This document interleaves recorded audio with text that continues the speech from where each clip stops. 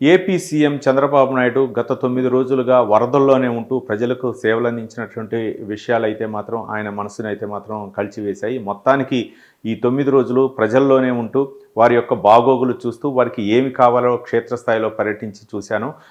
సరిగ్గా సంవత్సరం క్రితం నన్ను కూడా ఇదే విధంగా అంటే ఒక విధంగా బస్సులోనే అరెస్ట్ చేసి బస్సులో నుంచి దించి నన్ను తీసుకువెళ్ళారు. అలాగే ఇప్పుడు బస్సులోనే ఉండి నేను మీ అందరికి కూడా సేవలు చేస్తున్నా అని చెప్పేసి చంద్రబాబు నాయుడు చెప్పడం జరిగింది. ఆ రోజు అరెస్ట్ చేసిన తర్వాత దాదాపు 80 దేశాల్లో నా గురించి ప్రజలు ఎన్నో నిరసనలు చేపట్టారు. నేను జైలు నుంచి విడుదలవ్వాలని చేశారు. ఇప్పుడు అదే రోజు నేను మీ అందరికి కూడా సేవలు చేస్తున్నాను. బస్సులో నుంచే మీకు ఏమేమి కావాలి, ఆహారం అవ్వచ్చు, లేకపోతే నిత్యావసరం అవ్వచ్చు, ఇవన్నీ కూడా చేస్తున్నాను.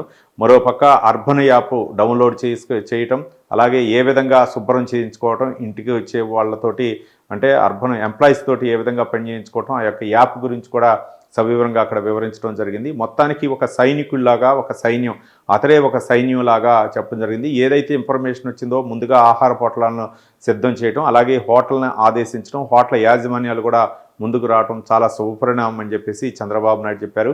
సరిగ్గా సంవత్సరం క్రితం ఆయన అరెస్ట్ అయినటువంటి అంశాన్ని కూడా ఆయన ప్రస్తావించడం జరిగింది. మరోపక్క ప్రజల నుంచి నాకు మద్దతు లభించింది. నేను ఇప్పుడు మీ యొక్క రుణం తీర్చుకునేటటువంటి పనిలో ఉన్నారు. దాదాపు 2,50,000 కుటుంబాలు అయితే మాత్రం వీధిని పడ్డాయి. ఆ కుటుంబాలను రక్షించాల్సిన బాధ్యత నాపై ఉంది. ముఖ్యంగా బుడమేరుకు బాధ్యులు ఎవరు? గతంలో ఎవరైతే ప్రభుత్వం ఉందో దాన్ని పట్టించుకోలేదు, గండ్లు పూడ్చలేదు. దానికి కారణమే ఇప్పుడు బుడమేరు ఇంత ఉధృతికి కారణమైందని చెప్పేసి జగన్మోహన్ రెడ్డి ఉద్దేశించి చంద్రబాబు నాయుడు చెప్పడం జరిగింది. మరోపక్క వాళ్ళ యొక్క జేబులు నింపుకోవడానికి అవ్వచ్చు, లేకపోతే వాళ్ళ స్వార్థపూర్వ రాజకీయాల కోసం చేసినటువంటి ప్రయత్నాలు ఇప్పుడు ప్రజల పాలిటే శాపంగా తయారయ్యాయని చెప్పారు.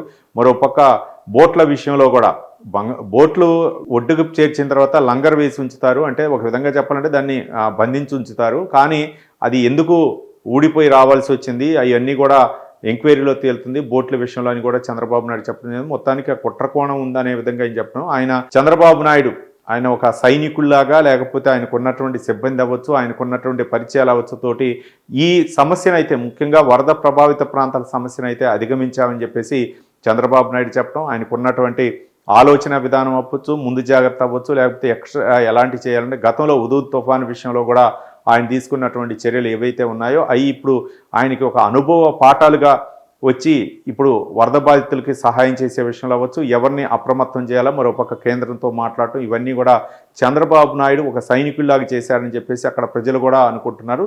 సరిగ్గా సంవత్సరం క్రితం జరిగిన పరిణామాలను కూడా చంద్రబాబు నాయుడు ఈ యొక్క వరదల సందర్భం కూడా ఆయన ప్రస్తావించడం ఒక చర్చనీయాంశమైంది.